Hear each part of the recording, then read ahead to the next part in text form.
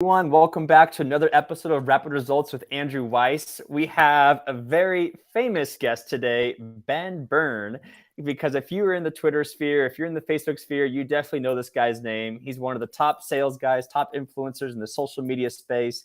He's worked with big time names like Cole Gordon, Eli Wild, Alex Becker. And today we're going to be talking about sales, personal development, scaling, and everything involved.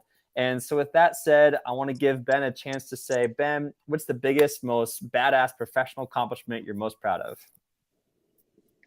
Wow. First of all, I don't think I'm that famous, but dude, I appreciate the intro, man. I I think based on right now, I'm mostly still in sales pretty intensely on a day-to-day basis. So probably closing like $24,000 deals in like 20 minutes or less. Not every call, but based on where I started as an introverted kind of engineer guy who just got into door-to-door sales and was scared to talk to people, I've kind of like come a long way. That is a very long way. $24,000 deals in less than 20 minutes. I mean, some people work a whole year just to get that much money. So that's definitely something Yeah. to brag about. And yeah, on this show, we love hearing people's journeys. So tell us more. I mean, obviously, you didn't wake up one day and go, all right, I'm going to sell $24,000 deals less than 20 minutes. Like, tell us more of the journey of how you even got there. Yeah, bro. How far do you want to go back? Let's go from high school or college. Like, were you shy? Were you confident? Do you already Yeah, have that yeah. sales bug in you? Like, what? Tell us. Let's start from there. Cool. Yeah, yeah. No, not at all, bro. So I'm an old man now by the internet standards. I'm just turned 35. So I was just thinking back to high school. It was 2007 when I graduated. So that was when Facebook was just getting started. There wasn't this like huge hustle culture, you know. It's like 4 hour work week was probably the only hustle kind of book out there where people were thinking about entrepreneurship. And yeah, I was like an introverted kid. I would rather like sit at home and play Xbox or play guitar for hours, or just go and hang out with a few of my friends. My dad, though, like when I was a kid, he was like, to me, he was like the ultimate entrepreneur, sales guy. Like he used to take me out when I was like a little kid, and I'd be sitting in the truck, and he'd be knocking on doors, selling stuff, which is Wow. kind of funny. Yeah. One time, apparently, the truck, like the e-brake wasn't on, so it started going down the hill. So I had to run and jump in the truck. I was like 3 years old. So I was You like, remember that at yeah. 3 years old? He told me. Maybe it's Okay. just like, yeah, maybe it's just a lie. He just told me because it sounded cool. But anyway, yeah. So like, just to fast forward a bit, I went through like every shitty job you can think of. Like my first job was like working at Harvey's, which was like horrible, and then like I worked at movie theaters, and then I worked at like in construction, and I worked at bars, and I worked on movie sets, like not as an extra, but like carrying like big heavy lights around. Um, I worked at like selling car parts. I didn't know anything about cars, but like they hired. I was like, yeah, like so. I just wasted so much time, and finally I went into engineering because it was like, for me, I was always so much of an introvert. I was like, well, sales would be like the last thing I want to do. Like I went to school for business, but I was ultimately got into engineering. And halfway through it, I started seeing videos by like I started getting into self development. Actually, I started my girlfriend broke up with me. I was in college, and I was like, oh, so I got into like pickup of all things. Naturally. And yeah, it let me down like the rabbit hole of self development. And around halfway through college, I was like, I don't. For one, I think I'm too stupid to do engineering for the rest of my life. It's like calculus and stuff. Interesting. I'm like, no, like I did graduate, but I was like, how can I make money and travel around the world and like meet girls in like different countries and kind of that was like my Yeah. I my mean, why not? degenerate goal. Yeah. Mhm. So um that led me into, I was like, I would be on forums for like hours, like searching up how to make money online. It would be like, oh, affiliate marketing. I was like, what's affiliate marketing? This is like 2013 or something like that. I was like, like there's all these things which you could find easily in like 2 minutes now on YouTube or on Twitter or Facebook or whatever, or any book. Back then, I was like, it was like in the dark corners of the internet, this like make money online stuff. It's Yeah. like, there must be a way. There must be a way. And ultimately, I realized I started reading all these business books, and they're like, every single book was like, you must learn sales if you want to get into business. All the richest people like, yeah, like I credit my success to learning sales. So I was like, no. uh, and like at the time, I had a roommate, this guy named Matt, who was like an alcoholic, degenerate guy. He was 35, as old as I am now. Wait, he was 35 when you were in college and you were 22? No, I went back to school. Like I was like 25 when I went back to school. Got it. Mm-hmm. So yeah, Matt he sold cars, and he he would drink like 12 beer every night and smoke a whole bunch of weed and probably a pack of cigarettes a night. Like it's just 12 beers a night, and he oh yeah, wasn't easy. affected? Yeah, was he like easily. a 7 foot, 300-pound dude? Yeah, he was just like an average guy, smaller than me. What? But he's Oh my just gosh. built up a tolerance, I guess. And I was like, dude, why do you like? I remember him. He would just be up in the living room, just smoking cigarettes, and he'd have his head in his hand like this for hours. I'd be like, Matt, are you okay, bro? On like a Saturday, he's just not moving. I was like, he's like, it's the sales, man. It's the sales. It's like you have to put on this fake mask for people selling cars. Like, hey, how's it going? I guess that's how he sold. Like, he was pretty successful. He made decent enough money, but I was like, really? Should I really do this? But anyway, I ended up getting into door-to-door sales. Completely terrified. But the sales I was practicing before that was talking to girls, just like talking well, to strangers. There's a lot of common ground between pickup and sales. I mean, it goes back to like you have to read all these little cues to kind of determine how much you push versus pull, kind of thing. And like, you can't be someone else's face like, buy this now. You have to be like, oh, let's see if you're even interested in the first place, and just kind of lead them down that path. Yeah. There's two elements in pickup that relate very well to sales, and also like creating content and stuff and selling just in general. And it's in the pickup world, it's like the idea of value and then comfort or trust. Yeah. Mm-hmm. Sales, it's like the same thing. It's like there must be value, but they also have to trust you. So, like, for example, like, I'm not sure how far you want to go down into like that rabbit hole. No, let's go into it. Yeah, feel free if your mind's going on, let's hear it. Yeah, no, it's relevant because it's like the value part. It's like, okay, like you dress well, you're in good shape, you're not like you don't look like Gollum trying to like head out. You're like a normal guy. Yeah. But then a lot of, especially in the pickup world, like a lot of guys kind of like they go all in on that, but they don't have the trust part. Like they can't. They're just weird, like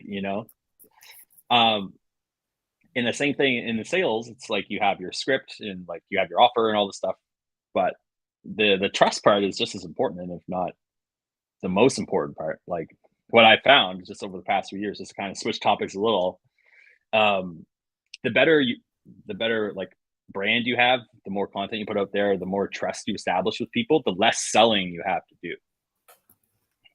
Yeah, let's talk about trust for a moment. I mean, I always say if you're talking to a girl at a bar, she doesn't know who you are, that you approach her, there's going to be a minimum trust level. But if the lady's friend introduces you to them, there's already a trust level because you already know the friend. And obviously, so you're in sales, you're working with various companies. Do you still take quote unquote cold approach trust calls, or do you only take calls after there's like some kind of trust awareness of the brand and what you sell, what you offer? So I'm curious how you've evolved in that way. Yeah. Well, at this point, I'm selling for a company right now, and I don't have to do it anymore. I got started doing that like for years. It was all just cold. The two things actually that tie into sales also and in dating, it's interesting. So number one, it's like in dating, it's almost like you assume familiarity with someone. You don't want it to be weird. You just assume like you already know them. This vibe that you have. And in sales, like a lot of people like talk about the rapport stage. It's like, oh, well, where are you calling from? What's the weather like there? Oh, well, you know what? You watched the football game? Oh, sweet, dude. Like, rather than going about the rapport, you just assume rapport. Assume like, And then the other thing is, I had a client. One of our clients was like talking about how to approach people and be like high status. Mm-hmm. Well, in dating, like the way I think about it, it's not high status. It's just not being weird. So it's like not having any low status communication. It's automatically puts you in high status. Or it's like, Yeah, what are examples of that? Because also, I remember attending a marketing class, and it was just like, it's good to be better. It's better to be different. And I feel like nowadays people like mm, weird, they like different, they like things that stick yeah, out. So I'm curious about your perspective on that. yeah. Well, that's like a marketing. I mean, like that's a marketing thing. It's like you got to be different to kind of catch attention. Hmm. Um, I mean, in sales, I don't think that necessarily you want to be weird. Well, yes. What's an example of like a good different slash weird and a bad different slash weird? Because isn't there a way to like Yeah. for your personality in a good way to help you stand out from quote unquote other salespeople, or do you still need to keep things on the nose to not deviate from things? Yeah, dude, it's like everyone has their own style. Like that's the thing. It's like you just have to be authentically you, and not try to like Matt was just putting on like his like, oh, it's time to be salesperson, Matt. Yeah. Like a lot of people think that like, oh, I have to talk really deep or like just be super. I'm super alpha or something now that I'm doing sales calls.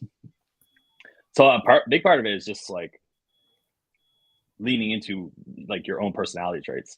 I'm like kind of like a quirky dude, I guess. Just So you're not good the weird. most smooth guy on a call, but I don't think about it that much. Whereas some people are like, oh, I shouldn't have said that. Oh, like they're too much in their head. Yeah. Who cares? Well, that's the other thing too. So as a high performing salesperson, how do you, and going back to, I guess, like the bar example, like you can't act desperate for the sale, but of course you want the sale. And Yeah. so how do you balance that of like, oh, I got to make this sale, but I got to be cool about it. Like act like I don't need it, even though I secretly need it. Like, how do you balance that? Yeah, bro. It's interesting. It's like it's a phenomenon probably a lot of guys have experienced. It's if you already have a girlfriend, it's the easiest time to get another girlfriend. In Yeah. theory, if you wanted one, like because you literally you don't have that needy vibe that so many people have. And I give the same example in sales. If you had like let's say $1 million in your bank account and you were asking someone for $10,000, if they said no to you, you wouldn't be like, oh no, like you wouldn't. You're like, oh well, it's like your loss, okay. So it's not really like what you're saying, but it's just your energy, how like how you're coming across to people. It's like it's people naturally trust like people naturally buy stuff easier from rich people because in their head they're like, oh, this guy doesn't even need my money. So like he must be doing something good. Interesting. So is that a sales hack or something you trained or that you learned? Is that if you go into every sales call acting like you already have $1 million, do you feel like you have a higher close rate essentially? Yeah, it's just you could do that. It's just like detaching yourself from the outcome and just being like a lot of people in sales they think they have this like taker. There's like in every relationship there's kind of like a giver and like a taker, and like salespeople tend to think of themselves as a taker, like I'm trying to get something from this guy. Where if you just flip it, you're like, oh, this person's actually lucky that I'm even talking to them because I have the solution to their problem. I'm the one giving them like whatever you're helping them with. I'm the one helping them grow their business. I'm the one helping them lose weight. I'm the one helping them whatever, get a girlfriend, whatever you sell. So really it's like their money is small in comparison to the value that you're getting. So you have to really like believe in what you're selling. I think that confidence, like this is kind of relevant because a lot of our clients are like newer business guys. They think, oh, once I have a certain amount of testimonials and a certain amount of like a track record, then I'll feel confident. Then I could sell higher prices. And I'm like, you're thinking about it all wrong. So it's something that I guess I maybe learned from dating as well. Like that confidence, it has to become like there's situational confidence, which is kind of like, oh, when this external thing happens, then I will feel this way. But you have to develop what they would call like core confidence. Like so you're just the same in every situation. You're the same, like your state, your mood, right? It doesn't change no matter like what happens. And the way that I cultivate that to kind of go into like the self-development stuff, is just having kind of like non-negotiables in my own life. So like wake up at earlier than I should, waking up at like 5 a.m., going to the gym like 6 days a week, tracking calories, all the stuff that's like not directly related to sales, but something I kind of learned working on Cole Gordon's team. Super high performance culture, right? It's like crazy. Like they work with like the biggest teams in the industry. And I was there for like 11 months, and so many people would join and just kind of like they would just churn out in like a day, a week. Like they went through so many salespeople, and I realized it's like if you're like on the sales team like that, it's like you have to set projections. So it's like I'm going to close 7 people this week, 30 this month, and if you have a week where you go and you hit 4 and you projected 7, it's super easy to get in your own head. Like, oh no, I'm behind, and you start freaking out. And then all of your other calls, they start going horribly. And next thing you know, you're in this massive rut. So yeah, it's just really helpful to just be able to create your own confidence based on your habits versus what's going on. Yeah. And so I like what you said when you mentioned the importance of having confidence, be detached, setting goals, the importance of setting non-negotiables of how you're improving your own mental and physical health. Because obviously sales is is quote unquote one of the most difficult things out there, but one of the most needed, because humans are programmed to hate rejection, hate pain, hate failure, but it's necessary to grow. And what I've discovered too is like also that there is that line of like being detached, but also you want to kind of have that hunger to go, no, I am going to hit the 7 sale mark this week no matter what. I can't be too detached, otherwise I'll never hit that. So how do you balance that hunger to like say I got to get this goal, but also be cool in the moment? Yeah, no, that's a really good question. It's like the difference between needing something and wanting it. It's like you can really want some, like in sales, you can't want them to have the outcome more than they do, right? That doesn't make sense. Like it's like you go into a doctor and you're like, hey, my arm hurts. Like, okay, I really want you to get this arm, like get your thing in the brace, and you got to do all this. And the doctor's like, okay, here's what you need to do. Like you need to do this, this, and this. Here's what it's going to cost. I'm in Canada, so it's free, but yeah, it's like the doctor wouldn't be like, oh, you have to do this, and being all weird. So like it's tough if you like, a big part of it comes down to your own confidence, your mindset. It usually comes down to your lead flow, of all things. So if you know that you have another 20 calls booked on your calendar this week, it's like, okay, well, like if this guy says no, like whatever, fuck it, I have 20 more dudes to talk to. If you're getting like 1 call a week, like, oh, I have to close this one, like you can have the best sales tricks in the world and stuff, but the problem is you just don't have enough volume, right? Because at the end of the day, it's like you can stick to your process perfectly and you can have the best mindset, but not everyone's going to close.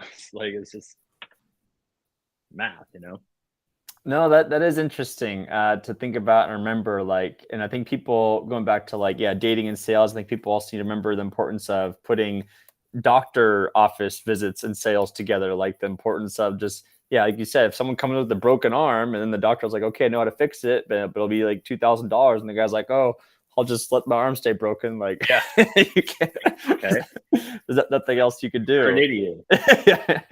You can be like, well, your arm might fall off. Have you considered what happens if the bone just like grows out weird and you can't use your right arm for the rest of your life? Oh, that's fine.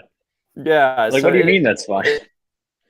It is too bad that it's unfortunate that even people really need the help, that they're still not willing to invest in it or pay money. And I like what you said too. Like, and the best way to not take that personally is understand you have more leads in the pipeline, essentially.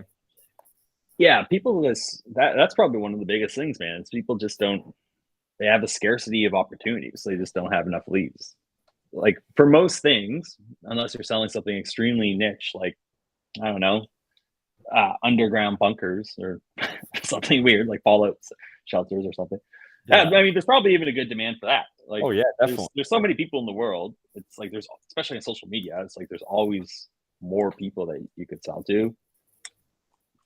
But in terms of being aggressive, it's just making sure that, like, what we would do is, like, when we would every day we would, during our sales meeting, we would review a call. So, okay, well, like, what went wrong? What could we do better? The biggest thing, though, like, almost every single reason, like, I would say 90% of the reason the call didn't close, because the closer or the appointment setter or whoever we were reviewing, they didn't follow their process.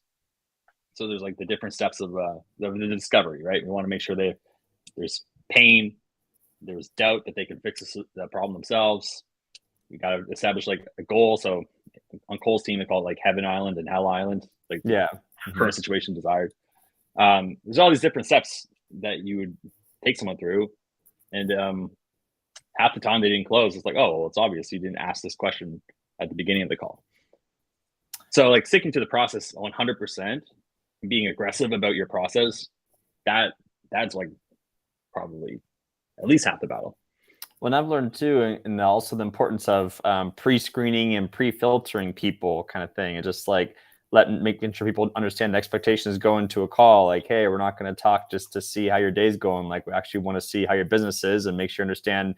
I am going to be asking for an investment to help you fix your business, kind of stuff too. So, how do you help filter people before they get to the call? How do you help qualify those people? Pre-qualify. That's the word I'm looking for. Yeah. Yeah, it's a good question. I just did a video on this. So, no, like, there's lots of ways people do it. So you could ask, like, there's, like, a good, better, and best in sales. So, like, I guess a good way is saying, hey, well, like, you could ask how much money you're making. Do you have money to invest in a solution? Yes, no, maybe. Or, like, how much money do you have prepared to invest into this? Like, some low figure, which is ideally what you charge, a medium and then a high thing. Yeah. Like, that's a way to do it. I kind of like to think, I usually qualify them based on the problem. So, like, let's say, rather than going, like, how much money are you making, I would say, what is your big, like, a person at 10K per month has a different problem than someone at 50K per month. And they have a different problem than someone at 0. So if you're helping people, let's say, with their, I don't know, going from 10 to 20K or 30K by maybe improving their retention and getting more back end sales or something like that. And, like, it's like, what's the biggest challenge with your business? And they go finding clients. Well, this person has a low level problem, but if you're asking them a question where it's like, what's the biggest problem with your business? And they're like, oh, it's, I can't retain clients, or it's like, I'm just overworked right now. I'm just too busy. It's like, that's like, that person has a higher level problem. So they're more likely to have more money. The problem is, if you ask too many financial, like, qualification questions, you cut off your lead flow, because a lot of people just either they won't book, or they'll lie, or just create sales resistance, basically. So I like to ask, like, commitment questions and, like, solution questions. So, have you worked with another, ideally someone who sells a service like you? So if you're a coach, have you worked with another coach on your fitness? Yes, no. How did that go? Or no, or, like, what have you tried to fix this problem? How long has this been an issue? How committed are you to fixing this? If you found a way to do it, would that be something you want to get started on right away? Yes, no, maybe. You're still kind of getting the same answers. Interesting. So yeah, asking questions around, yeah, like how important is their problem, and like how long have they been working on it for? Like, have they worked with other coaches before? So that way, Yeah, yeah, it makes sense. you get a gauge of, like, how important it is to them. Because, let me give you an example, man. It's like, if you had someone reach out to you on, he just DM'd you and said, hey, like, I have a 2023, a brand new Lamborghini.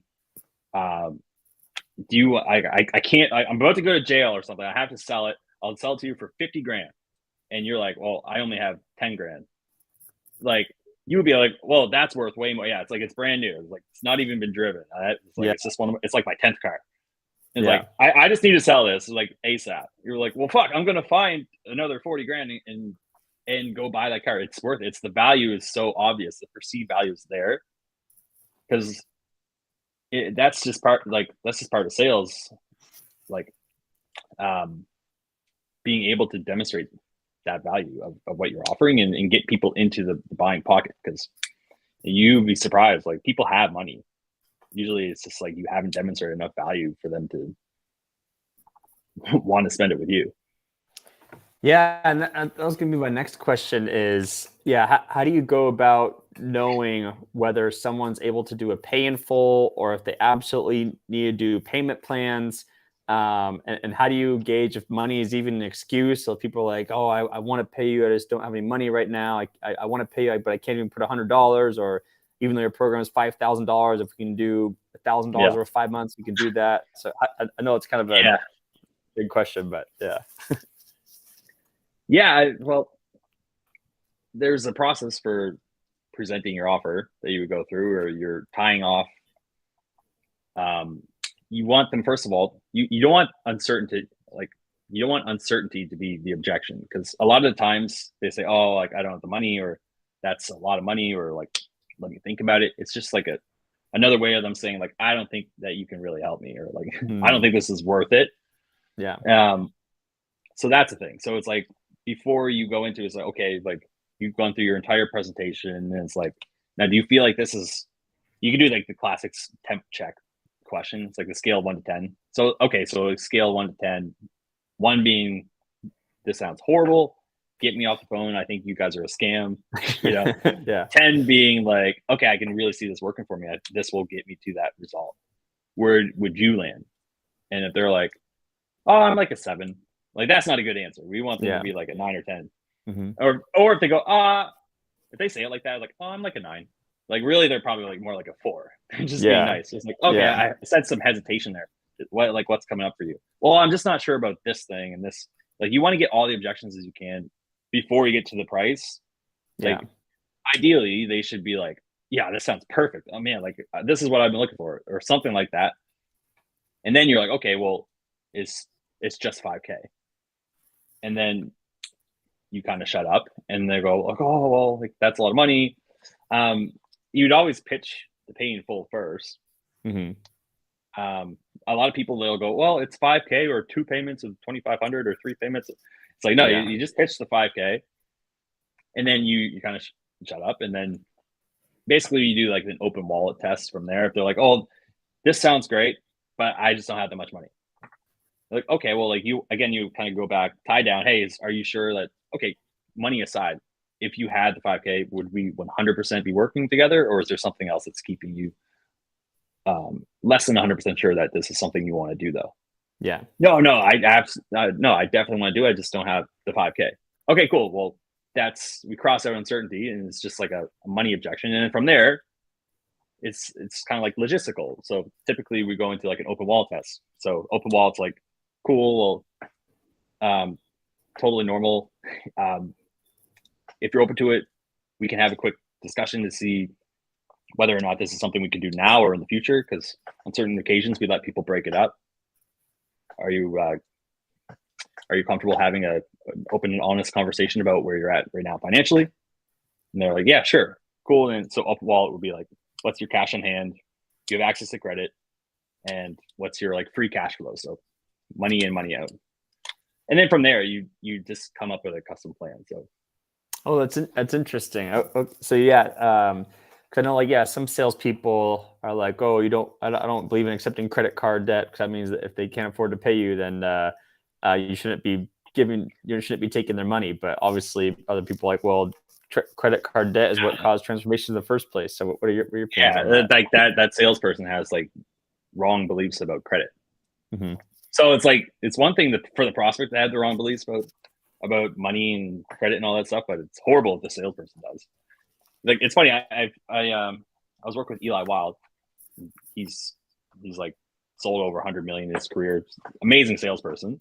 And he told me a story about how this company had 3 salespeople, all selling the same offer, same script, and each one had different objections. One guy kept getting money objections. The other guy kept getting spouse. The other guy kept having people go, I want to think about it. And he's like, it always comes back to the salesperson and their own limiting beliefs. So like, that's so interesting. Yeah. Like, if it's like perfectly acceptable for you to always want to think about it, that's how you always make decisions, you will get that objection way more from someone who's like a quick decision maker. It's like, no, I always just make them on the spot because I know the most successful people, like that's how they think. Yeah. Yeah, that's and I think it's a good reminder too. It goes back to like money is energy, and so if you expect Yeah. to be paid in full for things, then you better start paying in full for programs, kind of thing. And that makes sense too. Like, don't need to think about it. Just make a decision if that's what you want to happen to you. Yeah. It's funny you say that, like the whole money is energy thing. Oh, I just had some prospect text me back. Anyway, the reason why I call myself the chief cash collector on Twitter, people are like, is it because you collect so much cash? I'm like, well, yes, but no, Obviously, yeah. I'm like, it's actually a mindset. So it kind of goes back to like being, well, I'll just explain it. So when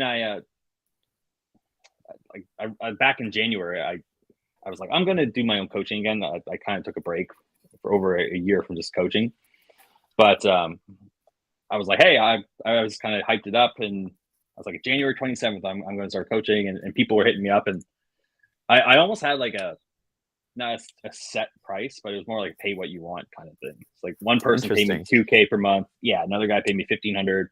Another guy paid me like $500 crypto. And at the same time, I was selling a bunch of the stuff in my apartment. And the whole money is energy thing comes back to it because I was like, I don't really care if it's a 24K sale or a 2K per month sale or a $50 thing. Like I'm selling myself in like Facebook Marketplace just to get rid of a bunch of old stuff in my apartment. I was like, I would be at the gym in the morning and I was like rushing through my workout on a Saturday to get back and like sell like a blanket to some woman for like $15. I'm like, I don't care. It's just money in, money in, money in, money in. Mm-hmm. It's this idea of being in like a chief cash collector. When I was working with Eli, I was selling for him, and he had like a 2K sales course, which is pretty good on NLP and all that stuff. But I was talking to this woman, and at the end of the call, she's like, "I only have $40." And I was like, well, I guess she can't do it.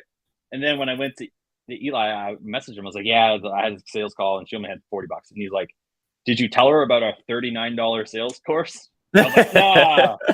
Darn it. Yeah, I thought he was joking, which maybe he was, but the way I thought, I was like, then I thought about it, I was like, well, maybe that's how he's made so much money. He's just like, well, fucking, I got something. If you got $40, I'll take $40 from you. Mm-hmm. Part of it's just being like, it's not like you're being greedy and you want to like take everyone's money, but if you genuinely understand that you can really provide a lot of value and really change someone's life, like, okay, yeah, of course I'll take any amount of money. So that part of it's that, and part of it's just like, it's just it's like a flow thing. The more money you're taking in, it's like one day you're making 10K per month, the next day you're making 30, and the next day you're making 50, and it keeps growing. It's just like a momentum thing. No, I love that attitude. Just like building that mindset, building the energy, that just getting in the habit of making money daily, because that's like one of the most important habits to make. Yeah. And so I'd love to transition a little bit into how you, have you hit a 50K month in your own business yet, or for your own brand? Yeah. Working my way back up there, but like back when we did our last coaching business, it's crazy. I did the sales training. We were at like 30K per month. I went through this one, it's actually Eli's course back in like 2019. The next month we hit 50K. I was like, wow, this is crazy. So what does it take to go from 0 to 10 and 10 to 50 for those freelancers and entrepreneurs who are tuning in and watching? What are those? And obviously it's a whole masterclass, course, seminar, event, weekend, but if you could do your best to summarize those, what does that look like? 0 to 10 is usually more about your offer. Like a lot of guys just sell really low ticket stuff. Like you sell like a $1,000 per month service. One thing is like, is it easier to get 10 clients for $1,000 a month, or just sell one thing for 10K? So usually it's that, like from 10 to 30, you need more leads. You need to start having a repeatable process. I mean, you can really get from 10 to like 100K per month just off of I guess it kind of depends what you sell, but just making sure you have a really good offer. And we got people commenting. Yeah, really good offer, good lead flow, and a solid sales process. And then obviously you want to make sure you're delivering a good service and stuff. The market feels so saturated, he says, especially with the competition with artificial intelligence now. Yeah, that's why. Yeah, go ahead. I was just to touch on that. Like, that's why I think it's so important to have a personal brand, because at the end of the day, people will buy you, whether you're selling an agency service or coaching, especially coaching, or whatever. Like, people, like, I even see like real estate agents and stuff that just create their personal brand. Like, they're all selling the same shit, but people will just buy from people they like. Well, and I know like some people are saying, oh, AI is getting so powerful that people aren't going to need to hire coaches or consultants anymore, where they can just type in their questions to ChatGPT and it'll answer them for them. I'm curious your thoughts on are coaches and consultants, are their jobs safe, or do you think AI is going to take them over pretty quick? I mean, it's hard to say. I don't know. It depends how bad the coach and consultant is. That's true too. Yeah, that's real. Like, that's a good question. I've never thought of it. Like, I know a lot of people are worried about like copywriters becoming extinct from AI. I think it's probably, like, to some extent, like, the people that are just not good at what they do. There's a lot of people that just kind of like regurgitate other people's stuff, or yeah. So sorry, looking at these questions. Oh, you're good. Yeah, it's Aces Matter. I think it's Cindy chiming in. And so she was talking about, like, when you mentioned too the importance of, like, we worked with Eli Wild. He had this $2K offer, and the girl's like, "Oh, sorry, I only have $40."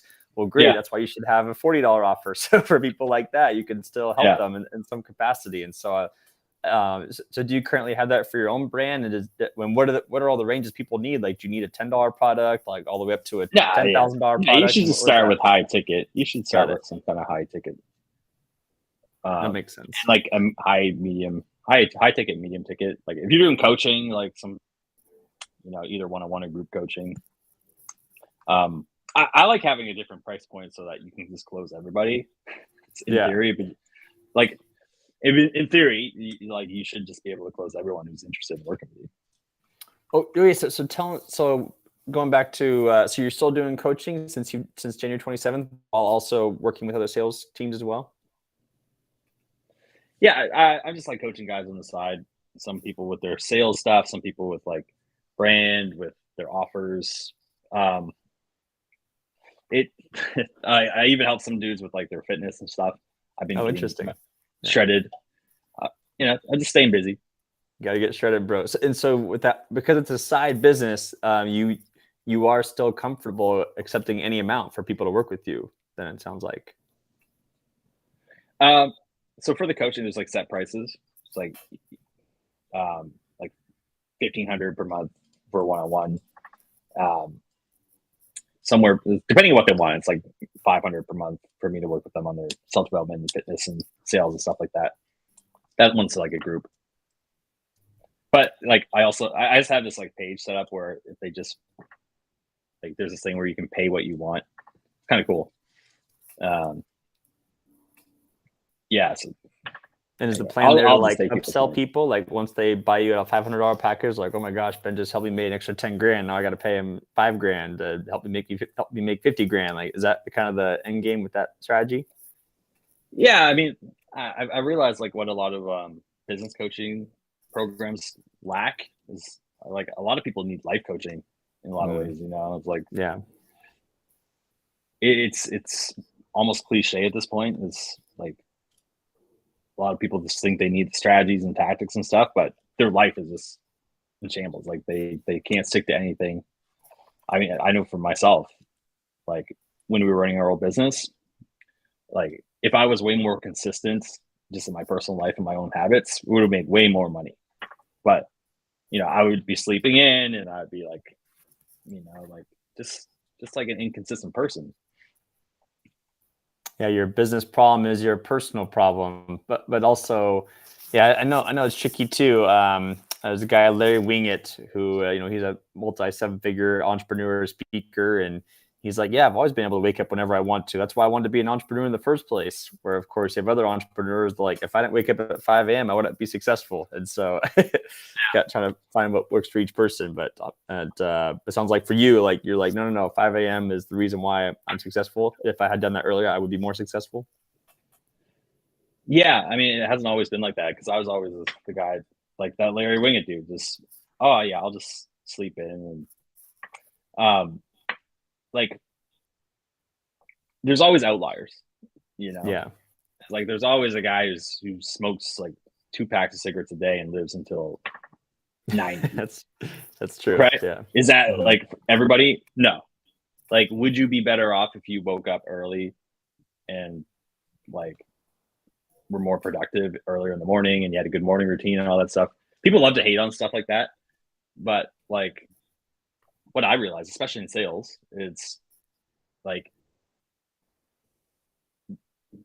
the way I treat myself. It's like in the morning, I put more work into myself. So getting myself in a positive state of mind, so that when it's time to do sales calls or time to make content or do coaching with my clients, I'm like fully present, fully engaged. You know, like that has a real ROI to it. Where a lot of people are like, wow, that like I just like Alex Hormozy is a good example. He's like, I just wake up and do the work. Like I could see that. But also you're like an outlier. like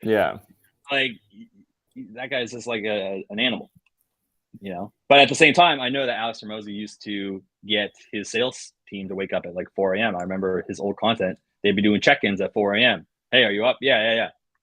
Wow, interesting thing. And so to tie it back into like the internal confidence, it's like you want to like internal locus of control. For me, I'm like, I just count my day as a win. So it used to be if I made like a certain amount of sales or if I made a certain amount of money, I'm like, okay, today was a good day. It was a win. But now it's like, okay, did I stick to my habits? My very first one is the wake up time. Mm-hmm. Yeah, it's the very first thing you're doing. I wake up at 5 a.m. because it used to be super hard for me to wake up early. Like I hated it. I would sleep until like 11 o'clock, even running our businesses. So just the fact that I'm doing something hard is the very first thing in my day. I'm like, oh, and then like another day of doing something that I said I would do. Because another thing I forgot to mention is when I was working on Cold Steam, their biggest value is they call it a say-do ratio. So for everything you say you're gonna, if you say you're gonna do it, you got to do it, right? So yeah, you say you're gonna hit 30 sales, you got to do it. You say you're gonna go to the gym at 5 p.m., you got to go to the gym at 5 p.m. You say you're going to whatever, go help your mom move her couch, you got to help her. So it just creates a lot of confidence within yourself. You build up a track record within yourself of like integrity. You're like, I'm a person who always does what he says he's going to do. The longer you do it, the more like personal power it creates you. No, makes sense. And another question I had too was, so it's cool how you've kind of been through the whole journey of like building your coaching business, co-founding a coaching business, working in other coaching businesses. As when you're doing your solopreneur coach business building, what has worked for helping you bring in leads? Is it doing content? Is it co-hosting webinars? Yeah. What helps the most bring in leads for you? Yeah, I create a lot of content, man. Like there's a few things I do every single day. So creating content on Twitter. I'm mostly on Twitter and on Instagram now. Not really on Facebook anymore. Dropping stuff. So I got like an editor who helps me like create reels and stuff, like short form content. But nice. Yeah, content. You know, DMs. Like I should be better at DMing. Like even though everyone hates to do it, it works. One thing on Twitter, especially, like just spending a certain amount of time engaging with people that have your audience. Like if I wanted to work only with salespeople, I could, probably target like the big accounts in that space and get a lot of followers from just commenting on their stuff. And sometimes they'll retweet you, and next thing you know, boom, you have a whole bunch of followers. And then if you're tweeting good stuff, maybe they go from Twitter and they send you a DM, or they go on Instagram and they start following me there because I'm a lot. Instagram's kind of like behind the scenes stuff and sharing lots of like valuable content. So I get a lot of people reaching out through that. just random people. Um, Going on podcasts, obviously getting your name out there, kind of organically, just sharing value and stuff. Just it really is just a matter of consistently showing up and sharing value and sending DMs to people and selling stuff, bro. I love that. No, and just like you said, like as long as you have a good offer, then just as long as you spend your time on leads, there's no reason. It sounds like you should be able to hit 50 or 100K months without spending any money on ads, right? Yeah, yeah, you can hit like 100K months just DMing people. Wow, that is My, crazy my to think about. Yeah. it is crazy. My video editor dude, um, he's like he has over like 100 clients at this point. I'm pretty sure. He's a really big editing agency. He's like, I just started it like 6 months ago. I'm like, Is that's it is crazy. it What did? Brian by any chance? Nah, his name's Boris. Oh, Shout out to Boris. Okay. Boris. Yes, Yeah, nice. he's a cool dude. He reached out. I think he started. He doesn't even do any of the editing, by the way. So this guy, he said he reached out to 10 like really big names, like 10 big influencers, and offered to do their shorts, their short form content for free for like a month. And one guy was like, yeah, okay, like sure, like do it for me. And then he ended up hiring him, but then he referred him to like all of his clients, and that guy had a shit ton of clients. And he also got like 1 million views for him for one of his reels, and it blew him up. So a great case study. He had like he probably got at least 40 clients from that one dude. Wow, that is a good reminder of things too. It's just like going back to the no-brainer offer. Like all the influencers, like, why would I pay when someone can do this for free? But even then, he had to reach out to, you said, 10 plus people just to get one yes to work for free. Yeah, But but just a good reminder too that it's all in the numbers, and having a what's the word, no-brainer offer, but remembering that once you have that amazing case study, things take care of itself. But always getting that good case study is so important. yeah. And he also said he had some guys sending out like 300 DMs a day for him. Oh, geez. So That helps too. yeah, Yeah. yeah. There's a lot of things you got to do a lot of stuff, but yeah. No, it makes sense. Well, as we get to the end here of some final questions here, as a successful entrepreneur who loves what they do, what gets you fired up every single day? I genuinely just like helping people. It's like the way I think about it. There's like Maslow's hierarchy of needs. Yeah. Like most people think it stops at like the self-actualization at the very top.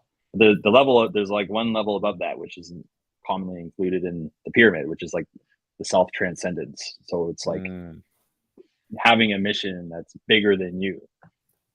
Yeah. Because if I think about back to my life, I I probably wasted at least 20 years, maybe more, just not knowing what to do, just kind of being lost in life. Wasted like I only just stopped I stopped drinking last year, like in November. Oh, congratulations. Which is nice. Yeah, thanks. Like thinking back, like have so much more energy now and so much more clarity and just feel so much better. I'm like, man, I actually wasted I started drinking when I was like 16. That's what you do in Canada. Yeah, Like, man, naturally. it's like a lot of like potential wasted. I'm like, fuck. Like, so I don't just talk about like sales stuff, but like I don't know. There's just a lot. Like you get to a certain level, and after you make a certain amount of money, you're like, yeah, more money is cool, but you ideally you solved a lot of problems for yourself, and you had a lot to share, and like it feels good helping people. I love that. And I think hopefully people listening can hear the heart that you have for how much you care about people and just like going above and beyond and making sure they're successful. So that last two questions. And collecting cash. And collecting cash, chief cash collector. So how can people best get a hold of you, Ben, if they want to hire you, if they want to learn more about you, follow your content? How can they best connect with you? Yeah, I'm on Twitter and Instagram. It's probably the easiest place to find me these days. Same handle. It's Ben W. Byrne. It's Byrne, all one word. So yeah, just shoot me a DM, follow me, say hello. I'm nice. I won't collect all your cash up front. Not yet. Yeah, unless you want me to. All right. And then Yes. final question is for people listening in and learning about sales, scaling, self-improvement. What's the one takeaway you want them to have from this interview today? The one takeaway for sales, self-improvement, and scaling. I mean, if you can just attach your overall sense of confidence, your overall sense of your state, make it more like an internal thing than an external. Because what'll happen is in sales, especially in sales, like if you're the type of person who's like, oh, it's like you obviously you celebrate when you got a sale, but then as soon as you go through like you get a few no's, you're like, fuck, you start changing everything, you go into a rut. It's like the way you kind of have long-term success is by being able to bounce back from whether they say yes or no. Like it shouldn't really affect you that much. And same with scale. Like as you start scaling up your business, you get more and more problems. You start spending more and more money. It gets scarier and scarier. And it's like you just kind of have to learn how to, again, have that internal motivation. And eventually, too, another thing. This one last thing. One of my old clients, he's like living in like a king down in Brazil. He's making like $50K per month, but he has like a driver. He has like a sick penthouse. He's dating models. He's he has like everything you could really want. Like if someone comes to his house to cut his hair, to give him massages, to cook for him, to clean his place. He doesn't have to do anything. It's just like he's living it up. Yeah, his friends are like, he has like cool friends and stuff. He has like a really sick lifestyle. I finally convinced him to start making content, but he's like, he hit me up and I was like, "What's up, man?" And he's kind of looking rough. I was like, he's like, "Dude, I haven't been working for the past like 6 months. Like, I just been like living it up." He started making all this money with he had a course, like an info product, and I'm like, "Well, damn, dude." Well, I started talking and asking him about his habits and stuff. His habits are really good, but he didn't have like the one thing, which is like a sense of purpose. Like his purpose was always making money. And as soon as he started making money, boom, it's like, well, all of his motivation was just gone because it was all external. So I just helped him like fix that, because I mean, you get to a certain point and like a certain level, all your needs are met. So it's like if you don't have anything bigger than that, it's like that's just as bad as, you know, I don't know. Anyway, I have lost my train of thought, but no, that's such a good reminder, because obviously, you know, I'm in America and I know you're in Canada, but I know that's people need that reminder all the time, that just like finding that internal vision that's bigger than making money. But of course, money helps with that vision, but understanding that once you make that money, knowing where to put it. Another classic example of that too is I read a book by Bob Proctor recently, Born to be Rich, and he talked about in the Bible, like when the Hebrews and they're praying to God and they said, "Oh, we need rain," and then Moses was like, "Okay, it's been a day. Where are the ditches?" And they're like, "What?" And he's like, "So you expected rain, but you didn't have ditches ready to actually collect the rain? Like, like what the heck?"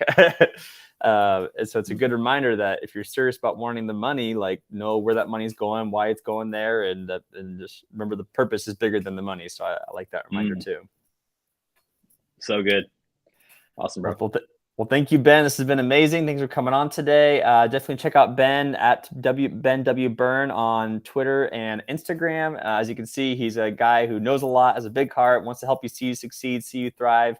And even though he's in Canada, he's still pretty cool too. So yeah. I gotta get the hell out of Canada, bro. It's all good. It's all good. So I'll see you all next week for Rapid Results, and we'll talk then. Cheers, everyone.